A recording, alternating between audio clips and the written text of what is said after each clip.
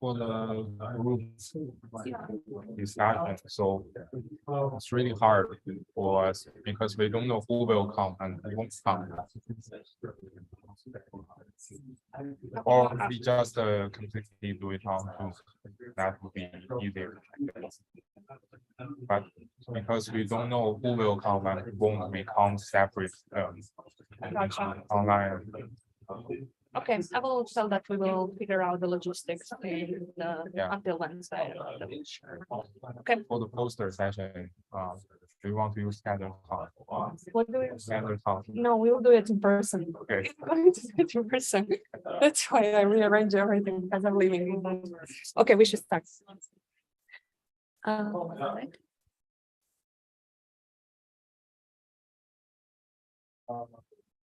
All right, good afternoon, everyone.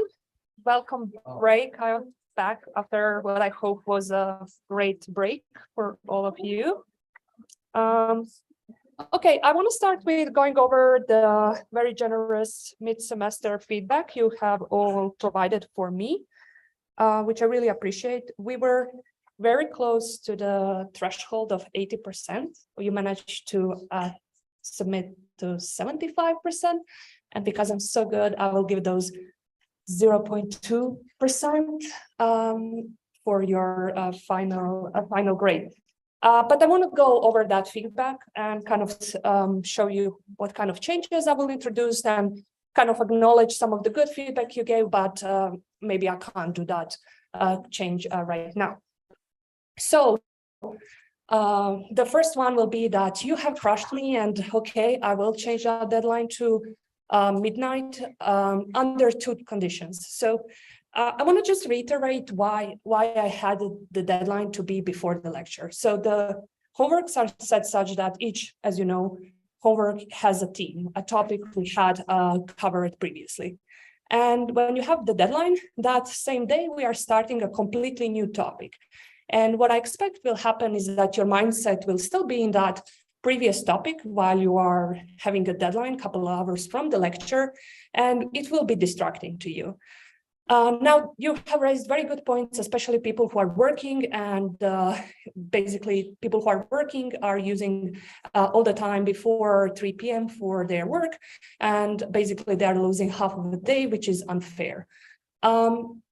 Ideally, and something I would do next time I teach this, I would just set the deadline to Tuesday at 11:59 p.m. But I know now if I do that, that will be, again, not great from your side. So I decided, okay, it's not ideal. I really think there are issues with having a deadline to be after the lecture. And I'm also especially concerned that the number of people who are going to be in the classroom will be very small.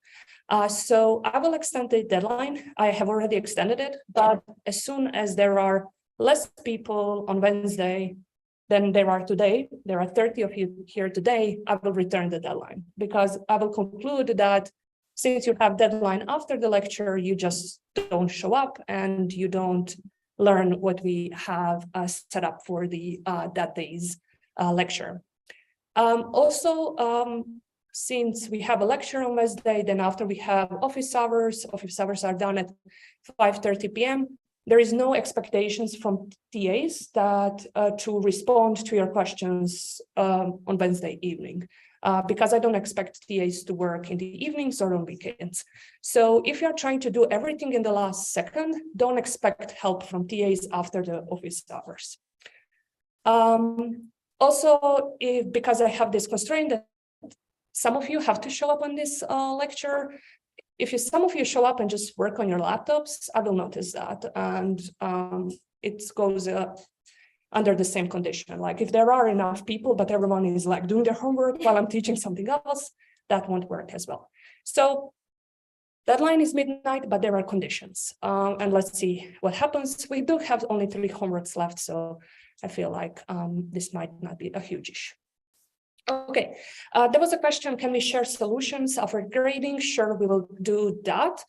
Some of you had trouble following some of the math symbols, and just to reiterate, there are prerequisites to this course. Linear algebra, probability have to be like really, you have to be at peace with it. I see that some of you struggle with this stuff. Like if you have covered linear algebra before, you should know what eigenvalues are. And lots of you didn't know what that is. And I don't blame you, like things fall through the cracks in education. So for me, I don't want to step on every single thing, because then we won't learn these more complex algorithms. We will focus on the basic math. So I can't explain every single thing we are introducing, but I will at least try to vocalize a little bit more each symbol and try to connect it to the definitions we have introduced. Along those things goes my handwriting. No one ever told me I have terrible handwriting. It was a heartbreak. But it's okay. It's okay. I accept it. So basically now, because I had that issue with my hand when I write a lot on iPad, I have changed to this hybrid mode where I put some things in place on slides and then I just fill some things in. I will try to also, and I did it for today's lecture, repeat what I have kind of planned to write down. It will be written again in the slides in LaTeX. So at least at home you will have properly, I think, readable text. But that said, if you are having trouble reading what I'm writing, please, raise a hand, or if I don't see you, please just shout at me and say I really don't understand what's going on. So yeah, along those lines, someone has said that sometimes I don't see you when you raise your hand, and there is a lot of multitasking going on here. So please just say professor, and I will notice you. I really want to answer all of your questions, but yeah, sometimes I'm too focused on saying what's next. All right, what else? Yeah, so someone asked whether I can share these lecture slides I will teach. And I will give my best. The idea is that, okay, you have these slides and then you can just write on them instead of trying to write every single thing we have on the slide, which I think is a good idea. The only problem is that I'm kind of preparing this until the lecture. So, I can't share it before, just before the lecture. So if you do go to the website, to the calendar, and then you find today's lecture and click on slides, you will get the slides that I am presenting today. And if you have iPad, you can download them now and write down on the slides. I can't commit to sharing them before. If I do, have them way before, I can make an announcement on Piazza. Yeah, and then there was a question about making lectures and how more application grounded. And of course, that's a good point. I wish I can tell you more about applications and what goes in the industry. I don't have that experience, but I can bring more, at least in homeworks, instead of just giving you random files with random numbers. I can try to make it more application grounded, but I'm not sure I can fully commit to that. So having that in mind, how much I can really fulfill that, not sure. For the last lecture before we have our examinations, we are going to have like a looking back lecture.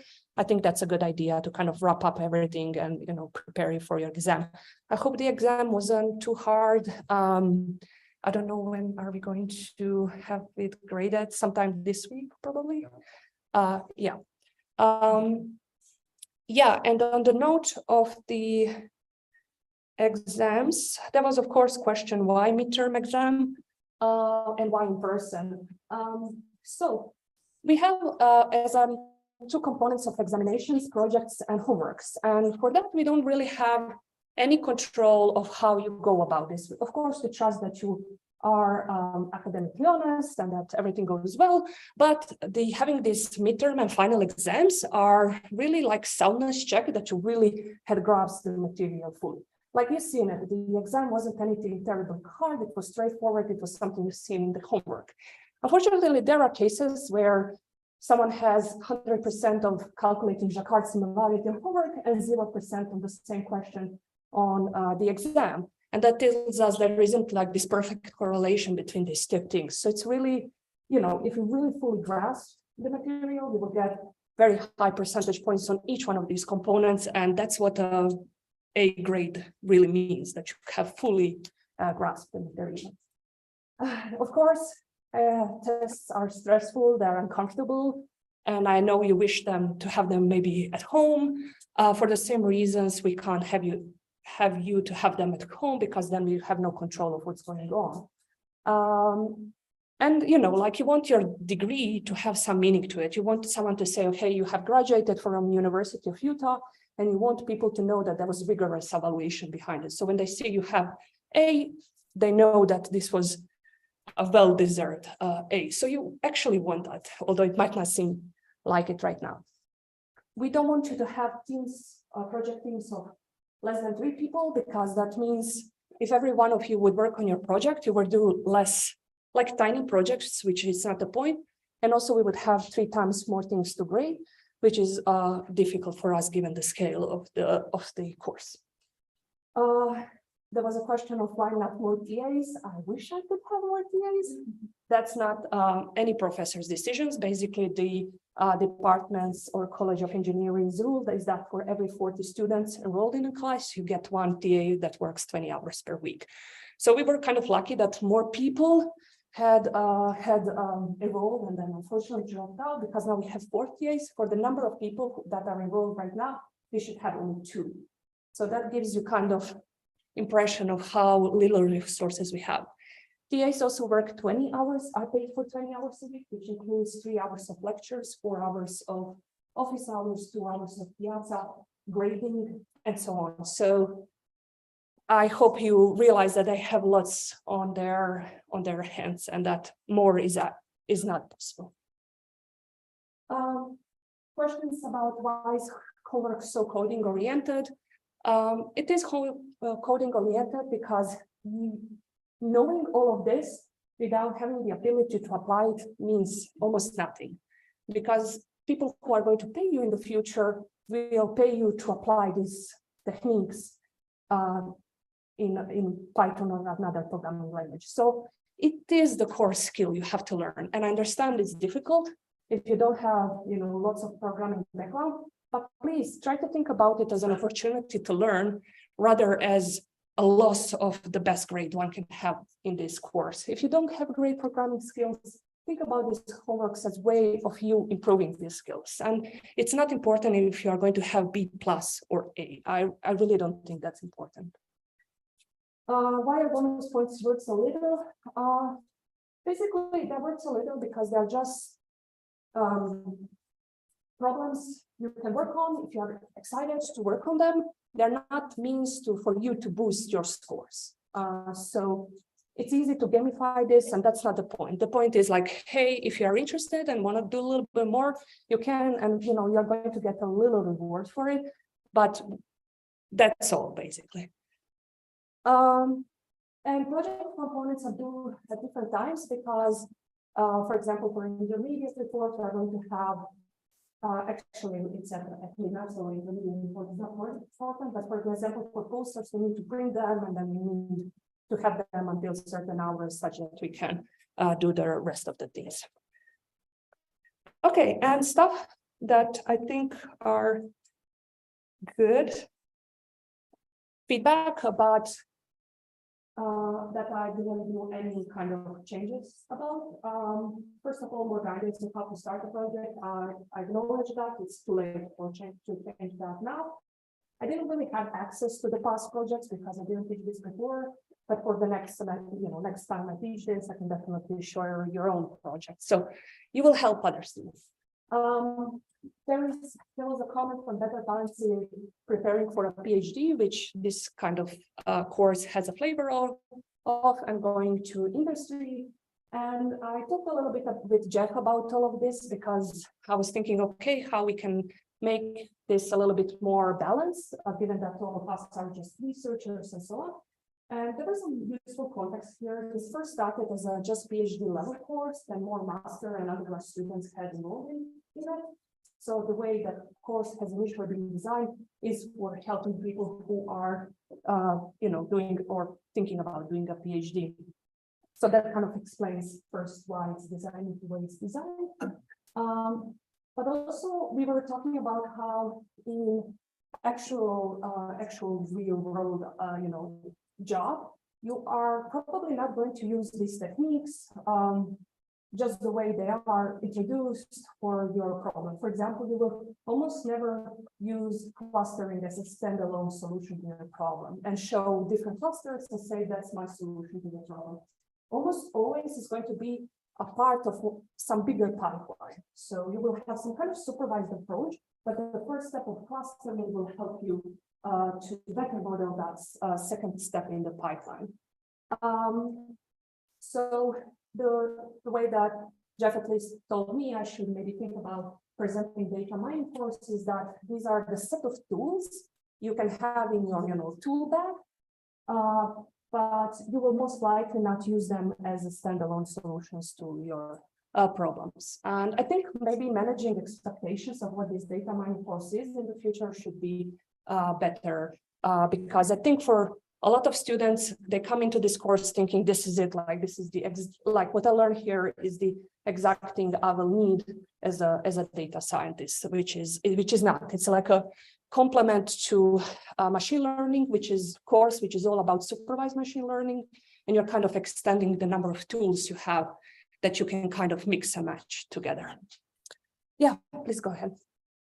Is there are we dropping the lowest assignment in this class, or are you dropping any assignments? No, we had those two late submissions, and that's basically, yeah. What is like the most applied data science class for somebody who wants to go into industry that the U offers? Yeah, I actually don't know about this. And this was a part of a very short conversation with Jeff this morning. I don't know. I think Jeff is the best person to talk about this because he's director of the data science program. If you go on the data science Utah website, at the bottom, there is also an email. I think reaching out and asking this question is great. I'm sorry, I can't offer more concrete answer because as I just started, I'm also learning the bits and pieces myself. But I can also ask myself and mention that in some of the future lectures. Yeah. Okay, any questions about all of this? Okay, so also our next assignment is due on Monday. And let me try to find.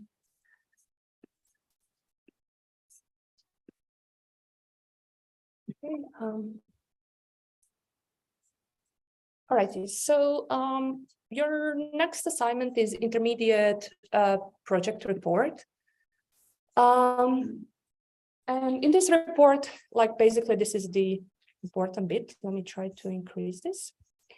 You should demonstrate that you have made non-trivial progress towards your project goals. So here are some examples. What that means that you had applied some basic technique, you slightly modified it, and you know how this basic technique is working.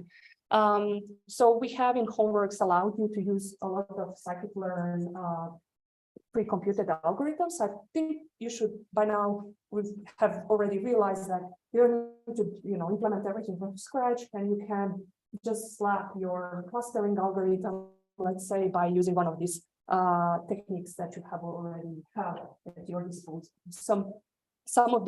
Applying some of these basic techniques is not a ton of work once you have your data, processed and you know how you will represent it, which you should have kind of figured out with your previous project report.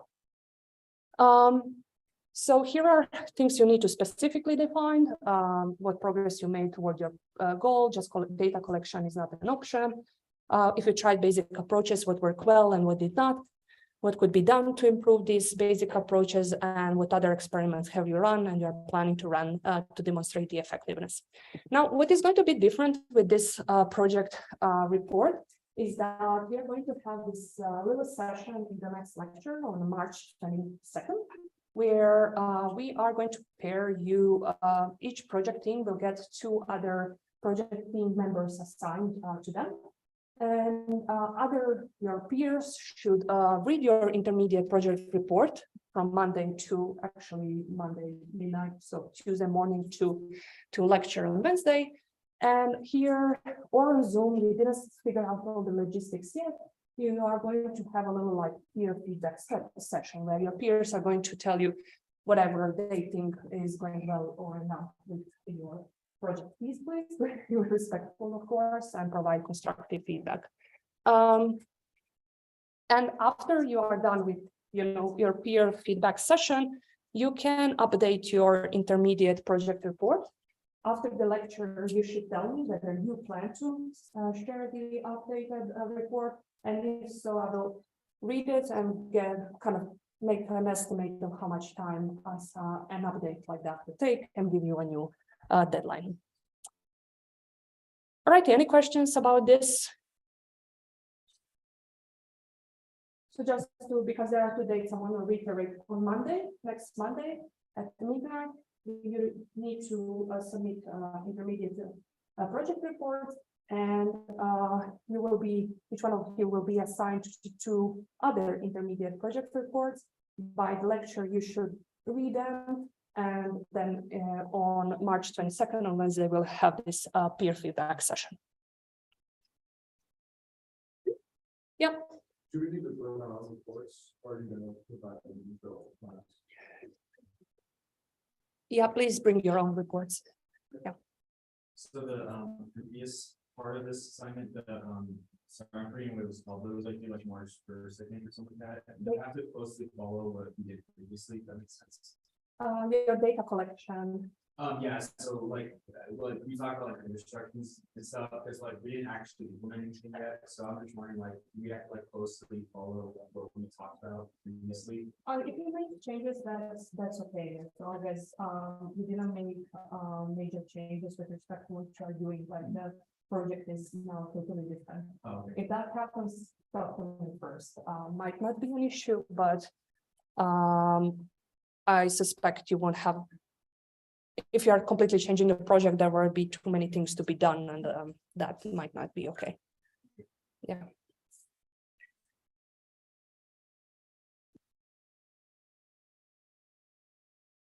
Okay, that's all in terms of the updates. So today we are going to move on to the next topic, regression. I feel like this might be kind of the most familiar thing to you. You might have learned it maybe even a statistic course, and it's kind of, I think, very concrete. So I don't expect here to be a ton of issues. So the goal of one standard type of regression can be formulated as follows. I said one standard type because there are different types of regressions, and we are going to come to that. But this is one very standard form that we are going to work with the most in this class. So you're going to be given some data of what we call input examples and your dependent variable I. And you are going to have capital N such examples here, capital N. Your input examples are going to be elements of Rn, so you will have n-dimensional vector of real values, and your output variable is going to be a scalar. And what the goal of regression is that you learn a mapping from n-dimensional space of real values to a real space. So you want to learn such that mapping, such that you map every one of your inputs to a value that's very close to the real output value. Okay, so this is the mapping of your input vector, and this is your real output variable, and you want these two things to be very close to each other. And why this might be useful? So it is useful for predicting, let's say, savings by age. Here, n would be actually one-dimensional, so say it would be a real number, and you will map it to an age, which is also a real number. You might, again, predict the price of an apartment based on its features. So features here could be, there could be multiple of them. So your input vector will be n dimensionals, where n will be the number of features you have. The price of an apartment, again, is just one real scalar. You can predict the price of a car in terms of its mileage, box office revenue, given the cost of production, grade average with respect to the number of hours spent on lectures, predicting the incidence of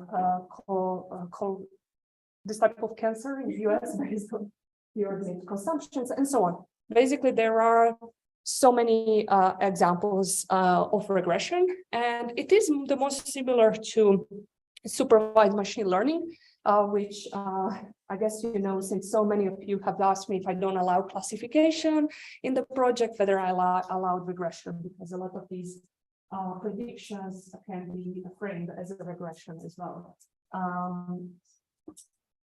So in machine learning, when we talk about regression, we have this perspective of let's make some predictions. So all of these examples I have just given you.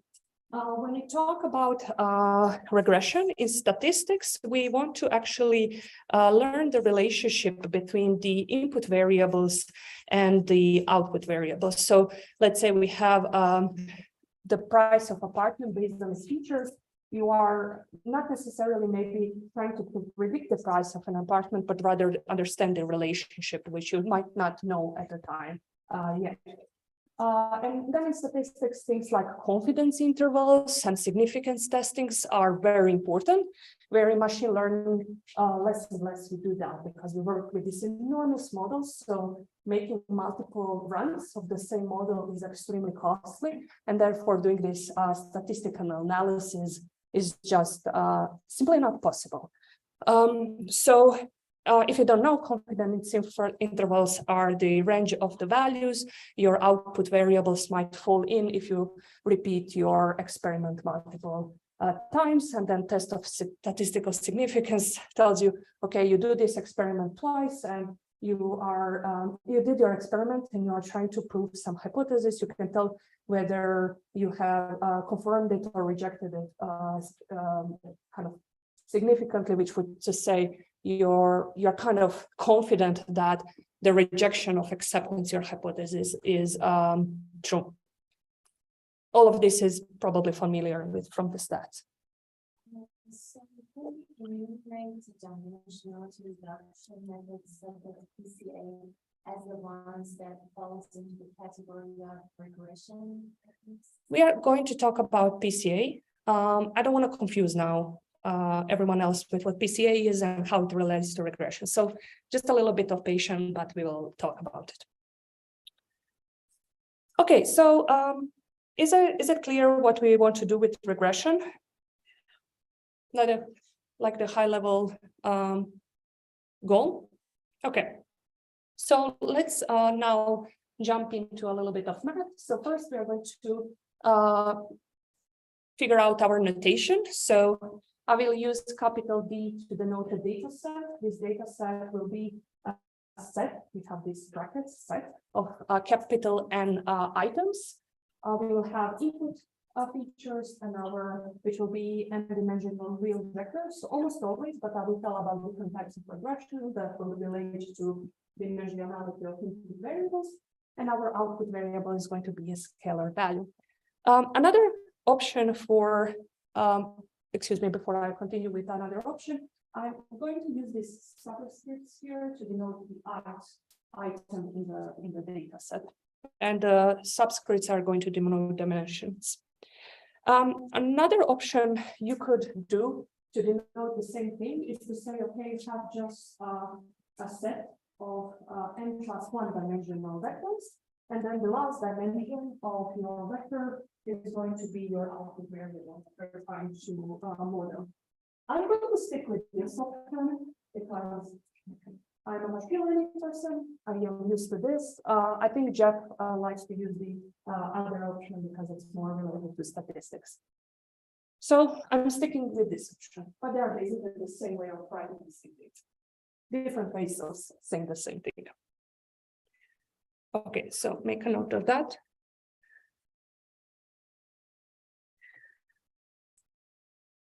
Okay.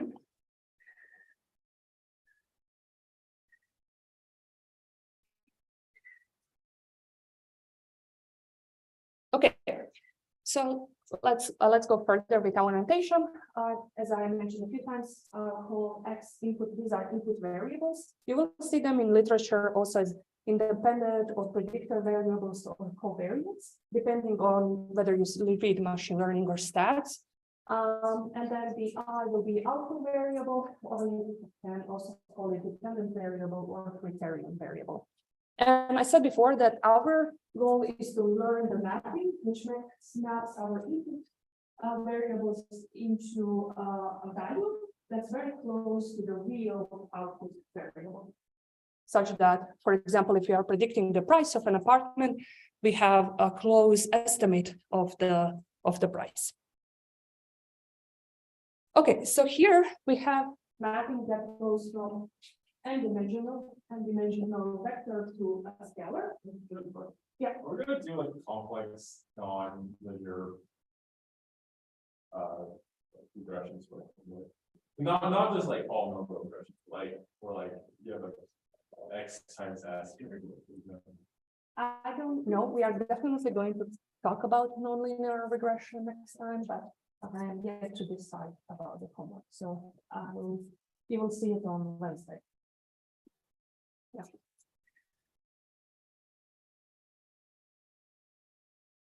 Okay. Any concerns with nonlinear regression for homework?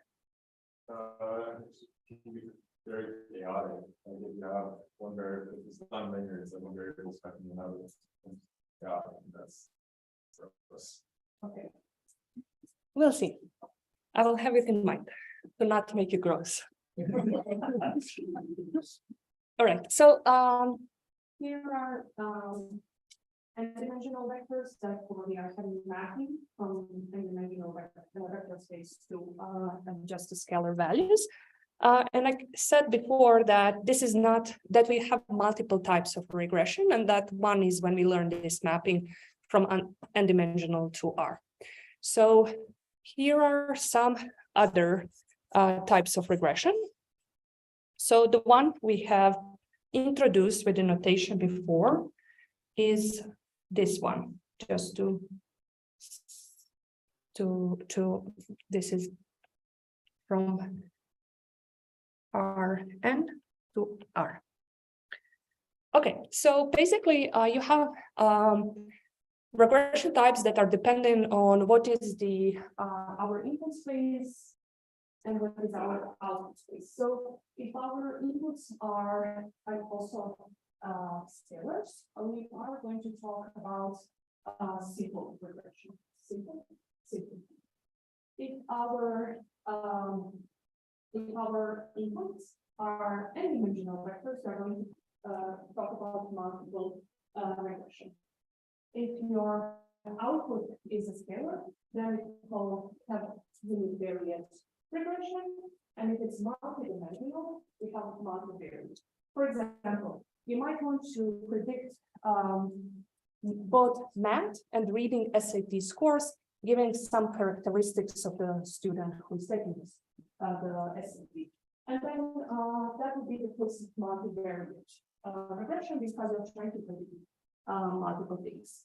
Very often, multivariate regression can just be modeled as univariate, but multiple times. So very often, the univariate versus multivariate will be omitted in the literature, and it's assumed we are having univariate. And that's what we are going to focus on as well. So I will not say univariate anymore. I will just assume we are working with the univariate regression. And we are today going to talk a little bit about this case where we have simple regression, and then we are going to generalize it to multiple. But I would say more often you're going to work with multiple regression rather than simple. So univariate multiple is the most, I think, common one that you are going to see in the literature. Okay, and besides this univariate simple multiple, we have, as someone already has mentioned, linear versus nonlinear. Linear regression, here we are going to assume that the output variable is a linear combination of our input variables. What that means is that, okay, I'm repeating the notation here with our data set. We are going to have our n-dimensional input space, our outputs. We are going to learn this mapping age. If you're assuming that your output is a linear combination of input, then you can try to find the mapping, which is exactly the linear combination of the. So you introduce this additional weights, W, and you are having just a linear combination of weights with your input variables.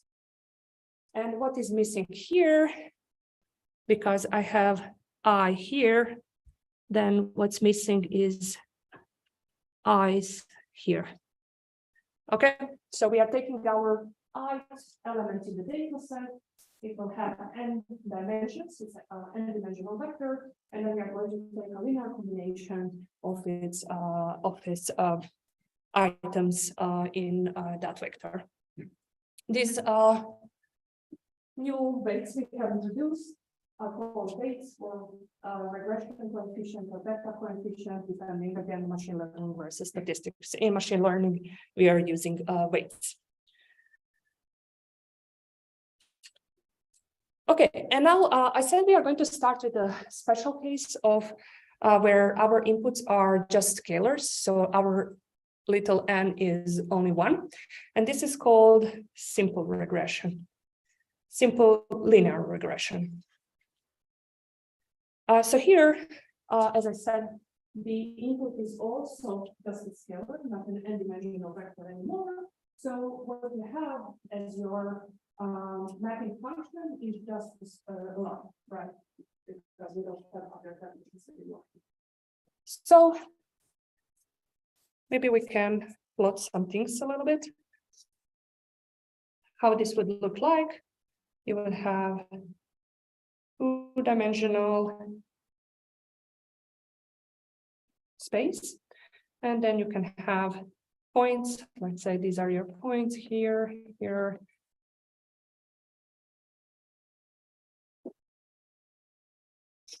Okay, so what could kind of model this set of your points is a line that looks something like this.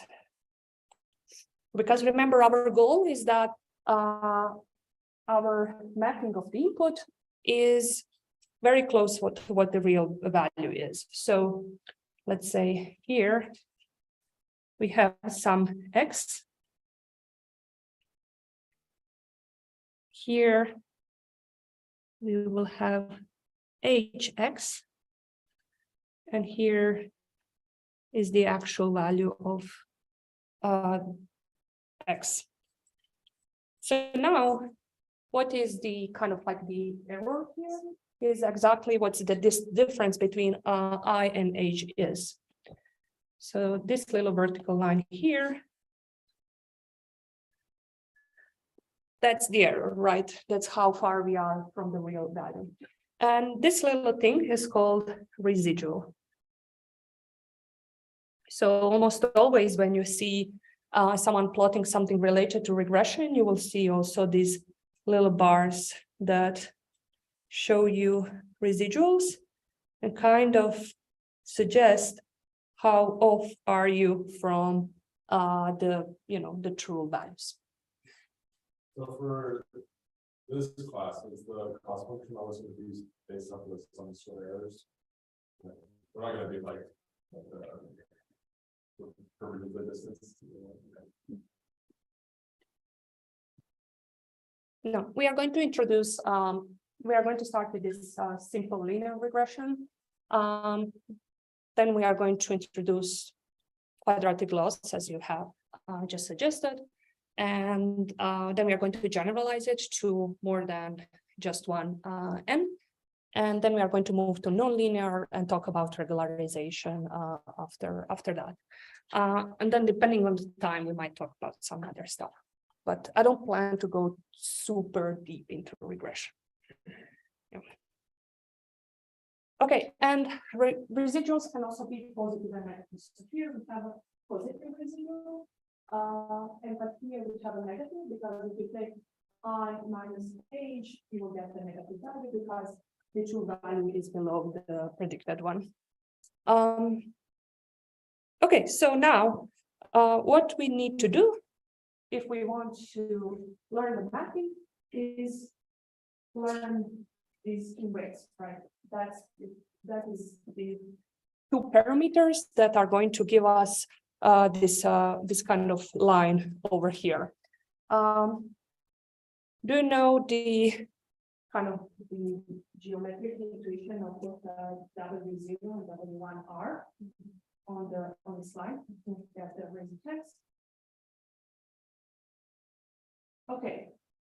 So yeah, we don't need to go into details of that. Basically, the W0 is going to be the how much razor basically or lower your line. So this is the W0. And then the W1 is the slope of this line. So if you take horizontal and vertical line here, and take the ratio, that gives you the slope of this line. And now if you are kind of trying to imagine that in three-dimensional space and you have hyperplane, then it's kind of the same thing, where how much you raise and how much you have, what is the slope in each one of these dimensions. All right, so the first thing we are going to do today is we are going to go over how to get this basis 0 and weights 1, such that these residuals are the smallest possible. I'm going to write some math now, but then again, you will have the LaTeX written version of what I'm just going to write in these slides. So please stop me if something is unclear, but also you will have a clear version for home.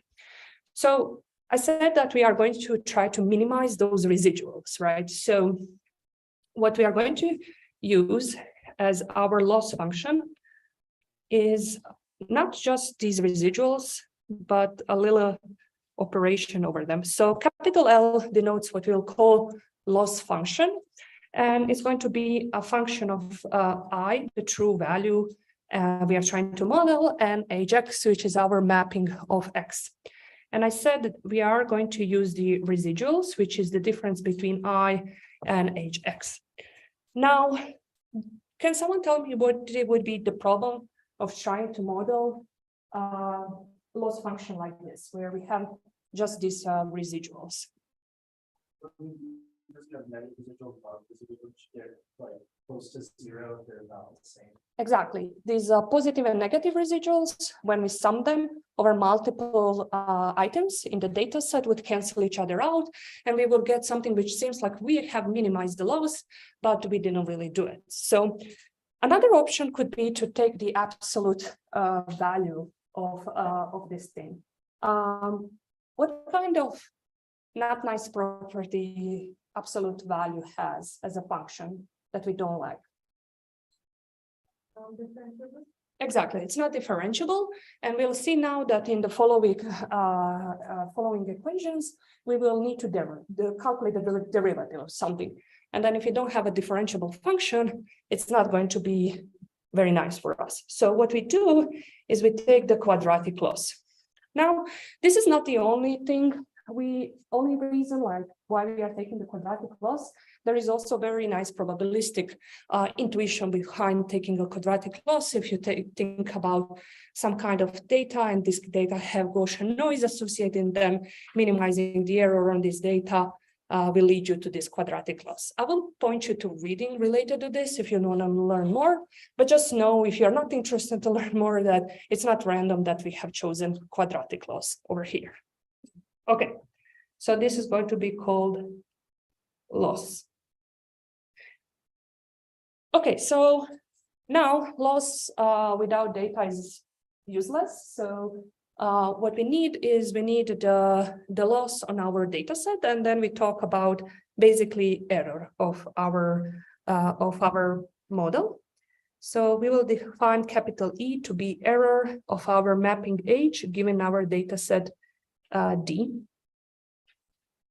And it's almost always in machine learning is going to be the average loss on your training data here, because we want to have neat math later on. We are not going to take average, we are going to take half, of the sum of losses on our data set. We have I from 1 to n.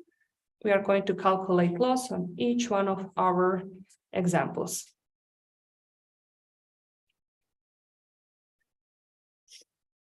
Okay, and that's going to be equal to 1/2 of the sum of I equals 1 to n and our loss is quadratic of the difference between the true value and the predicted one squared. And our goal is to find mapping that is going to minimize this error.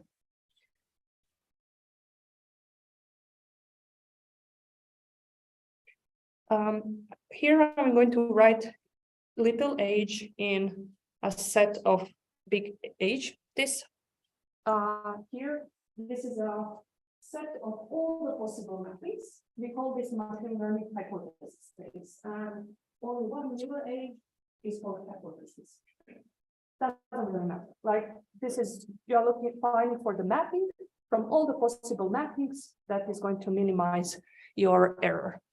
And when you are using quadratic loss and finding this, this mapping that's going to minimize the error, this technique here is called the least square methods.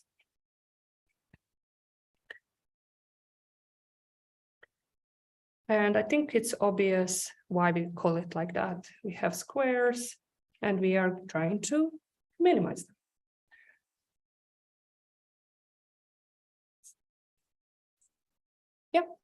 How is one sure about the first line and the contents of the subtraction based on the previous figure, meaning that this subtraction is involving the coordinates of those 2 points or the slope of the line?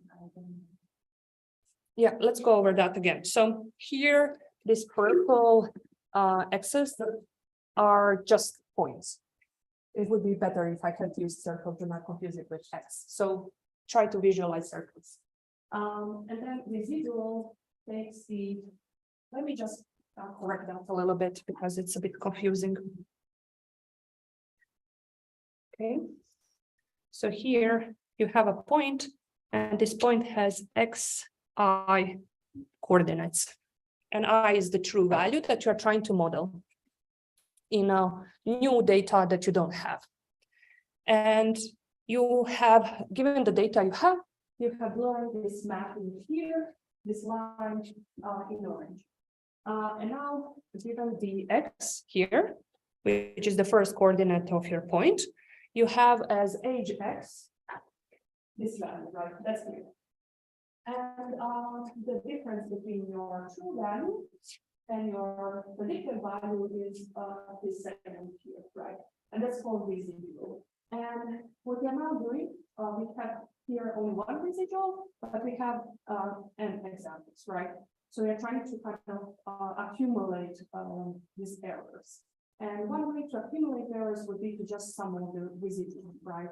But then we said, okay, the problem with that is that we are going to cancel positive and negative residuals, making a mess out of our loss. The problem with taking absolute values and summing them is that this is not differentiable, which kind of makes a mess with our math later on. So we decided on this quadratic loss instead. Now the slope, I don't want to confuse you. It's just a connection to what these things here are, this one and this one. So in just like a math, this would be V0 of a line. And then for slope of a line will be equal to taking this value here and dividing it by this value here. That's a math formula for slope, and that slope will be exactly equal to here W1. But you know, slope and lift is not really important for what we are talking about now. It's just the intuition for what these things are. Okay, so going back to least squares method, we had defined the laws, quadratic laws, important that it's quadratic.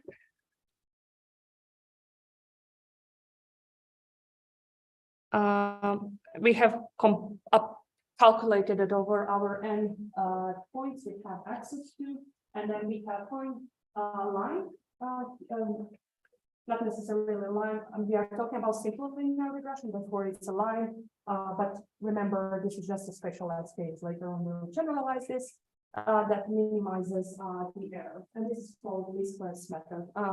Now I think I confused you. Least squares method would be any technique will basically be something we apply beyond simple linear regression, in a sense that as long as you have a quadratic clause and you are going to minimize this, then you have a least squares method. Why is there a constant 1/2? Yeah, so we are going to do some differentiation, and then it's going to cancel out. The square here is going to kind of hold on a little bit, so that the English will cancel out with this one. That's not for us. Yeah. If something you're looking for that end, does it really matter what constant you use? It does, because all right, let's move on. We'll answer your question real quickly now. Okay, maybe not immediately next step, but basically, when we are minimizing functions, okay. If I tell you that this is a convex function, what can you tell me how to go about minimizing it? Get the derivative where it's 0. Exactly. So we are going to calculate derivatives, and because we are going to have two there, they are going to cancel out with this one, and then we'll want that to be 0, and then we get W and 0 W1 from that. So it's just a matter of fact that we need this differentiation, and that is going to make our math easier, but it's all related to find the minimum. Okay, so that's a least squares method is more general than just for simple linear regression. But here, let me try to highlight that we are also talking about simple. So for simple, we have here a very specific age. Oh, this is very ugly. Let me delete it. Okay, so here we don't have any age. We have very specific age x. So we can kind of make this a little bit more concrete for simple linear regression. So we are not looking for, we are looking for very specific parameters, V0 and V1 square, that are going to minimize the error, but error when age is specific. It's this line, right?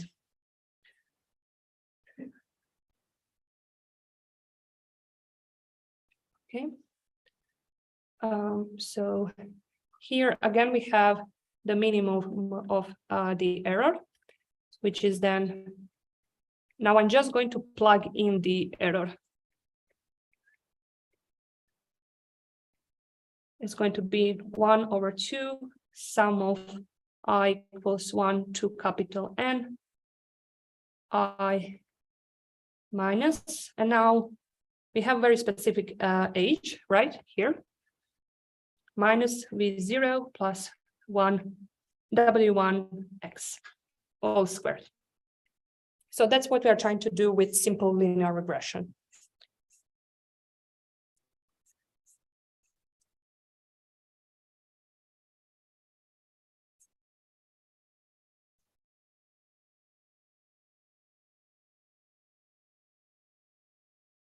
Okay, I'm trying to not go over slides super fast.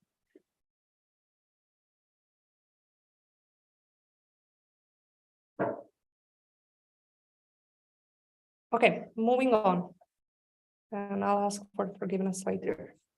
So this is the same thing, just repeated. I will emphasize this. In case you didn't, I will try now to repeat things in a nice way. But a lot of you said that there is a value of me writing these things down. So I'll try to mix and match both. So this is the same thing, just repeated nicely. So that's why I'm scrolling through it fast. Okay, so now we have mentioned something about this loss function, namely that it is a convex function. And then we have gone over what is the best line of attack.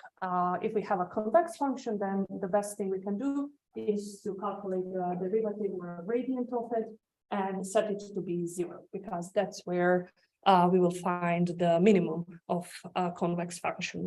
Remember, convex function looks something like this. And here, the derivative will be of this function with respect to x will be 0. So that's where you're trying to find all such x's where this is 0. All right, so we are going to calculate these derivatives with respect to our w and w1.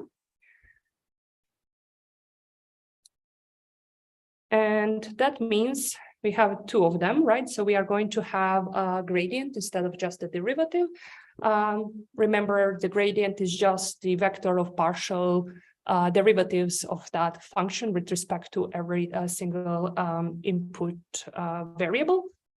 So we'll have the derivative of e with respect to our first parameter, which is w0, and then same function, different parameter, and this is a vector, and we want this vector to be equal to 0 vector, which means that each one of these has to be 0. So this partial derivative and this one. Here we are lucky we just have two partial derivatives to calculate. Usually we have way more. So if we had n-dimensional space, we would have n such partial derivatives we would need to set to 0. Okay, so what I'm going to do next is walk you through how to calculate this partial derivative. I think it's important to know how to do that. This one will be left as an exercise for you for home. Then from that, we are going to get our W0, W1, which gives us solution to our problem of minimizing this error, which is connected to the quadratic loss. So we will have a closed form solution, which means that we know the exact solution to this minimization problem, which almost never happens in machine learning. We always have to use something like gradient descent to minimize a function, unfortunately. Alrighty, so let's calculate this derivative. Okay. All right, so what we are calculating is the partial derivative of our error with respect to W0. Our error here is this one, right? Okay, so I won't repeat this exactly like this. I will immediately use one property, and that's that we have sum of these functions, so we can use the sum rule and put our derivative inside this and calculate the partial derivative of the thing inside. So I'll put here one. One is sum rule for differentiation.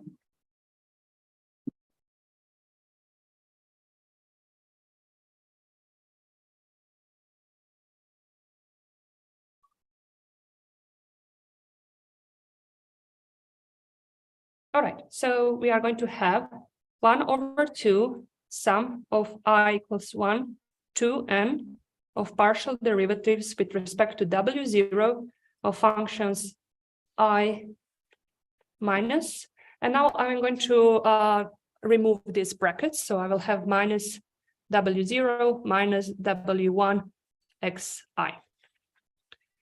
Okay. Next thing I want to use is the fact that the derivative of a constant equals to 0. So let's see what here doesn't depend on W0. These two things don't depend on W0. And I will refactor this just a little bit such that I get, I want to have this term a plus b squared, which is a squared plus 2 times ab plus b squares. That's way easier for me to calculate than a plus b plus c all together squared. If you don't want to remember any formulas, like I don't. Okay, so now using 2 and 3,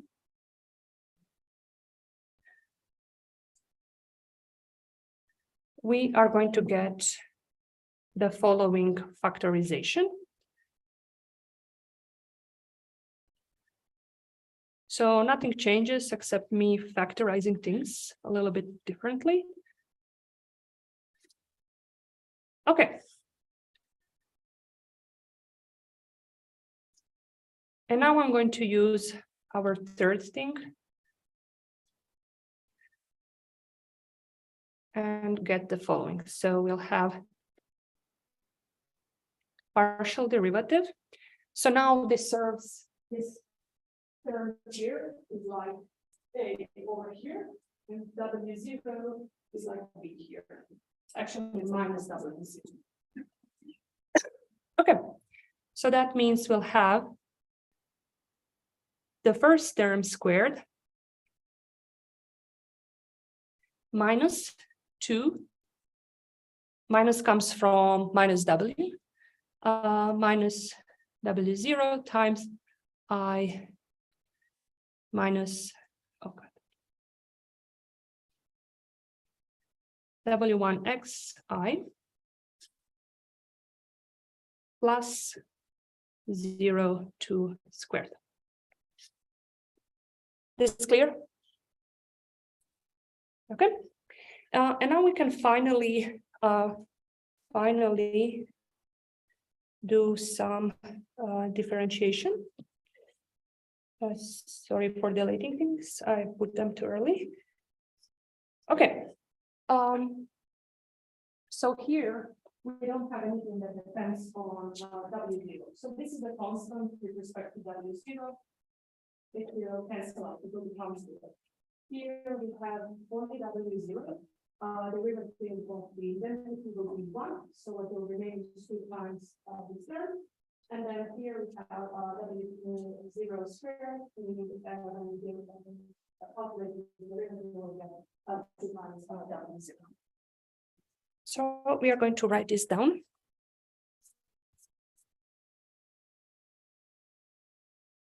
Okay, sum of 1 over n 0 plus actually minus 2 times I minus W1xi and then plus 2W0.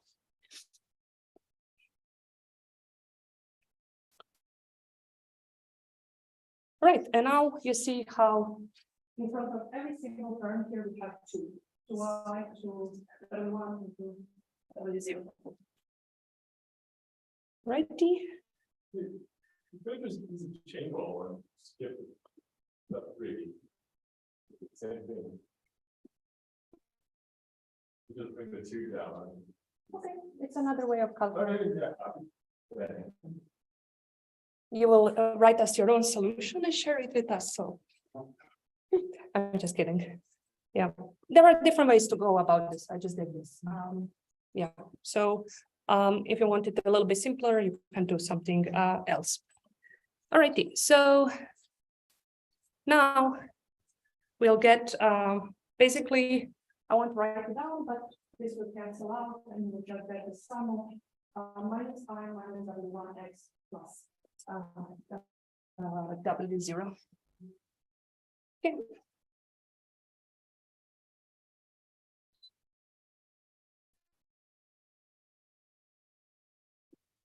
Alrighty, so we'll have so far.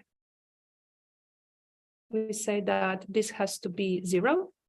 And we have just calculated this equals to 1 or the sum of 1 over n of minus yi plus yn xi plus w0. And this has to be equal to 0 because that's where our minimum is. Okay, so from here, I'm going to take W0 out of this summation. So you're going to have sum of I equals 1 to n minus ii w1 xi, and here minus, okay, maybe I won't do it this way, plus sum of I equals n w0 equals 0. So this is just taking summing W0 n times, so this equals to n W0.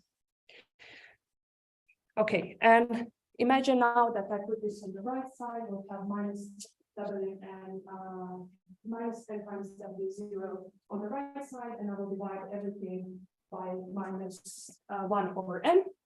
So you will have 1 over n, sum of I equals n wi minus 1 over n w1 xi equals w0.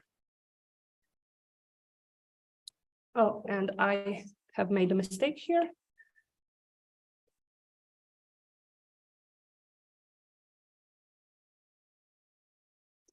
Okay, and now we are going to define this to be I bar. So the average of our output variables will be denoted as I bar. This is the fact way of writing the average. And you can do the same with x's. So you will have W1 times x bar. So W1 doesn't depend on I, so we can put it outside, and then you are left with the average of the input variables. And this equals to W0. And this is exactly what we wanted, right? Here. Okay, so just going back to what we are trying to do, we're now focusing on simple linear regression. We have our inputs just to be, they're just real values, just one scalar. We are going to also map that into, again, just a scalar. So we are looking for a line that models this, and for that we need W0 and W1 that are parameters of a line, and we are trying to find these two parameters that minimize our error, which is dependent on our quadratic loss. Since our loss is a convex function, we know that the W0 and W1 that minimize it are going to be those that are associated with the partial derivatives with respect to W0 and W1 of our error function being 0. And now when we do the math, we can get what our W0 is from the partial derivative with respect to W0. And we could do the same thing with W1, which I won't do here. Again, these are just repeated stuff for later. So I won't do that, but you would need to do the partial, calculate the partial derivative with respect to W1. And you can do it as maybe an exercise if you want to polish this kind of calculations, and you would get this term as a solution for W1. So what we get from here are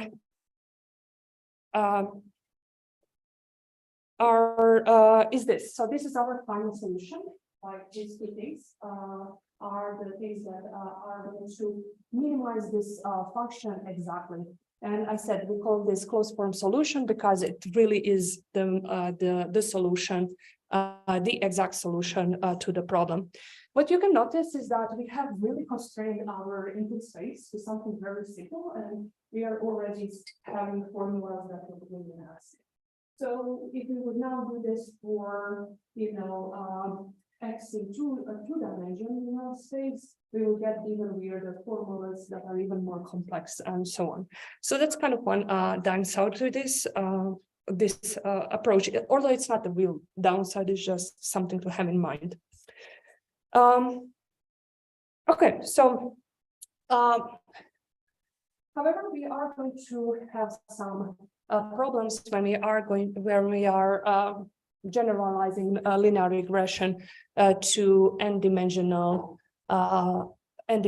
input spaces. So we are still with linear regression. We are still making an assumption that our mapping should be linear. Therefore, we have very similar looking equation to the line we had before. And what is going to be, as you might anticipate, useful when we are trying to generalize this is to present it in a vector formulation. So for our weights, we are going to have a vector W where we put all the weights in one vector. For our inputs, each one of them, we are going to also have n-dimensional, n+1 dimensional vector.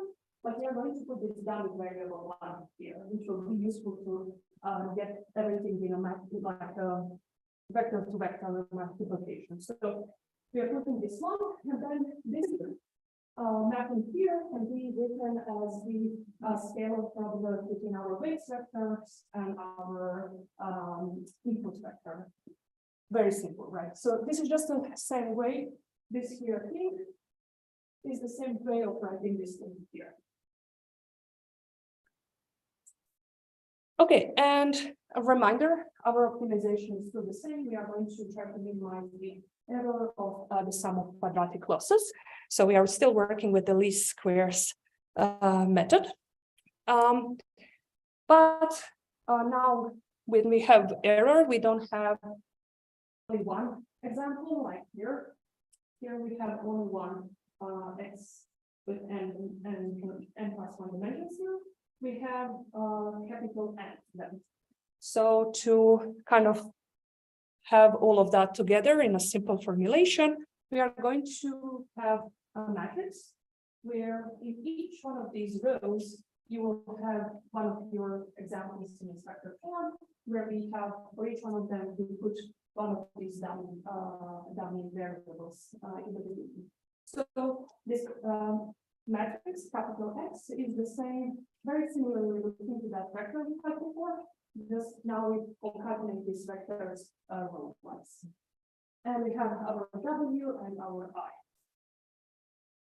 So one thing you can kind of suggest is that, okay, if we are looking for our weights W, what we can do is just multiply, just find the inverse of X and multiply it by I, and we get our weights exactly. And the problem with this is that for calculating this, we need to have an inverse of our matrix, this one, capital X, which is called the matrix. However, this is not guaranteed.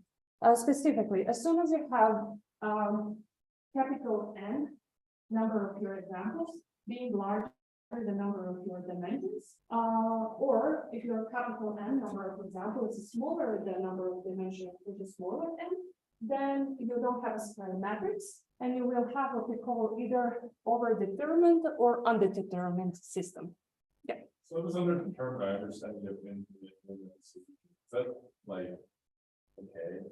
I mean, you have a solution space, which is maybe a hyperplane or a hyper shape of some sort, but is that like better than nothing, I guess? We have better things to do than calculating the numbers. But if you're having rectangle matrix that doesn't have right rank, this thing it won't even exist. So you don't have inverse to work with. So both overdetermined and underdetermined are an issue here. What we are going to work towards is calculating something called pseudo inverse. And that basically is not perfect, but it's kind of going along the lines of like it's better than nothing. Okay, so this is a bad idea, and let's try something smarter. So first thing you can kind of work at home is to see that when you use the vector notation that we have just introduced, you can write this error as this order of these matrix vector computations. Okay, so that's one thing you can do, and if you kind of defactorize this, extend it, you'll get even up there looking equation. And again, we are trying to find a gradient, right, with respect to our weights of this error function. Here, the math gets a little bit trickier. You must know something what is called matrix differentiation. It's not terribly complicated, but it's not a standard part of the linear algebra curriculum. So you can try this at home if you struggle, or if you really want to know how to go about this, let me know. And then I said we are trying to minimize the error function. We have, let me go back a little bit slower. We are trying to minimize this error function written in a matrix vector form. And to minimize it, we need to calculate the gradient and set it to 0, and that will give us the weights that minimize the error function. We need to calculate the gradient. If you calculate it, you will get this formulation. So now this formulation has to be set to 0, and if you set to 0, that means that this term here equals to this term here. If this thing is here.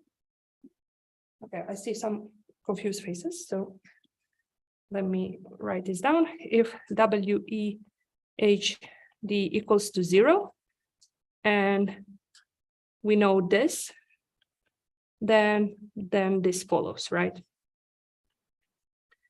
If you forgot what this is just the transpose of the matrix.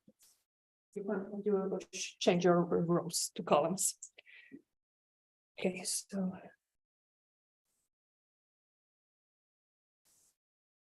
Okay. All right, so what I've written before is right here. This is a system of so-called normal equations. If you are then trying to calculate W, you will get this kind of situation. The product of a transpose of a matrix with a matrix is a square matrix, so you're good, you don't have a problem with mismatched dimensions anymore. This term here is called mode and row inverse of certain neighbors, very important thing in math. And this thing here is called rank matrix. So now the thing about more converse inverse is that it always exists. So you can calculate it for any kind of matrix you have, any kind of capital X matrix you have. The problem with the rank matrix here is that this is if you want to calculate the inverse of matrix of this size, you will do something like LU decomposition. It will be it will be of the complexity of small n to the power of 3. So if your size, if your dimension is enormous, your dimension of your input, then you are in trouble. But the nice thing here is that this doesn't depend on the number of examples. So if you have a reasonable size of your dimensions of your input vectors and lots of examples, you are good to go. Okay, so this is it, and next time we'll talk about non-linear regression.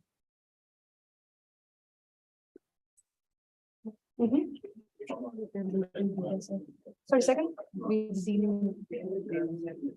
Yeah, so the I is like, I mean, in some situations you would have something that's not manually labeled by people. You have the same dimensional vector, and then you are trying to learn this relationship with everything that comes before. I'm trying to think of example, and So it's like a binary classification or a typical classification problem, right?